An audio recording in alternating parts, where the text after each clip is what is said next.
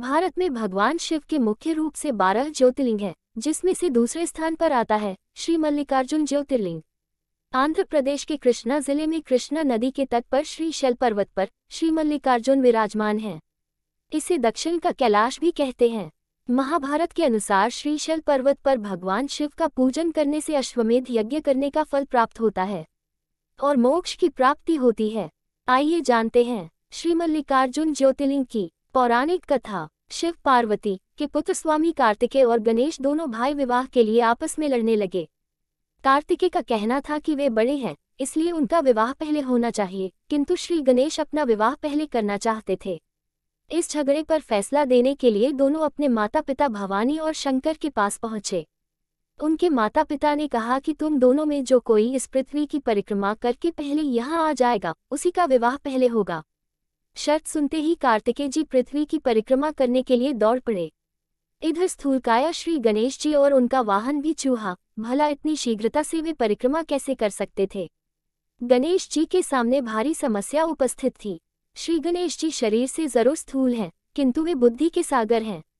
उन्होंने कुछ सोच विचार किया और अपनी माता पार्वती तथा पिता देवादिदेव महेश्वर से एक आसन पर बैठने का आग्रह किया। उन दोनों के आसन पर बैठ जाने के बाद श्री गणेश ने उनकी 7 परिक्रमा की, फिर विधिवत पूजन किया और इस मंत्र का जाप किया। पित्रोश्च पूजन कृत्वा प्रकांतिं च करोति यः तस्य वै पृथ्वीजन्यं फल भवति निश्चितम्।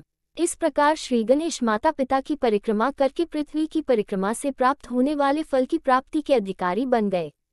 उनकी चतुर बुद्धि को देखकर शिव और पार्वती दोनों बहुत प्रसन्न हुए और उन्होंने श्री गणेश का विवाह भी करा दिया। जिस समय स्वामी कार्तिकेय संपूर्ण पृथ्वी की परिक्रमा करके वापस आए, उस समय श्री गणेश जी का विवाह विश्वरूप प्रजापति की पुत्रियों सिद्धि और बुद्धि के साथ हो चुका था। इतना ही नहीं, श्री गणेश जी को उनकी सिद्धि नामक पत्नी से क्षेम तथा बुद्धि नामक पत्नी से लाभ, ये 2 पुत्र रत्न भी मिल गए थे। भ्रमणशील और जगत का कल्याण करने वाले देवर्षि नारद ने स्वामी कार्तिकेय से यह सारा वृतांत कहा सुनाया। श्री गणेश का विवाह और उन्हें पुत्र लाभ का समाचार सुनकर स्वामी कार्तिकेय जल उठे। इस प्रकरण से नाराज कार्तिक ने शिष्टाचार का पालन करते हुए अपने माता पिता के चरण छुए और वहां से चल दिए।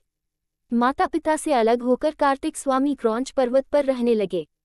शिव और पार्वती ने अपने पुत्र कार्तिकेय को समझा बुझाकर बुलाने हेतु देवर्षि नारद को क्रौंच पर्वत पर भेजा। देवर्षि नारद ने बहुत प्रकार से स्वामी को मनाने का प्रयास किया, किंतु वे वापस नहीं आए। उसके बाद कोमल हृदय माता पार्वती पुत्र स्नेह में व्याकुल हो उठी। वे भगवान शिव जी को लेकर क्रौंच पर्वत पर पहुंच गईं। इधर स्वामी कार्तिकेय को क्रौंच पर्वत अपने माता पिता के आगमन की सूचना मिल गई और वे वहां से 3 योजन अर्थात 36 किलोमीटर दूर चले गए। कार्तिकेय के चले जाने पर भगवान शिव उस क्रौंच पर्वत पर ज्योतिर्लिंग के रूप में प्रकट हो गए। तभी से वे मल्लिकार्जुन ज्योतिर्लिंग के नाम से प्रसिद्ध हुए। मल्लिका माता पार्वती का नाम है, जबकि अर्जुन भगवान शंकर को कहा जाता है। इस प्रकार दोनों नामों का सम्मिलित रूप से मल्लिकार्जुन नाम इस ज्योतिर्लिंग का जगत में प्रसिद्ध हुआ। भारत के पर्यटन स्थलों की जानकारी मिलती रहे, इसके लिए आप हमारे चैनल को सब्सक्राइब, लाइक, शेयर कर हमें मोटिवेट जरूर करें। धन्यवाद।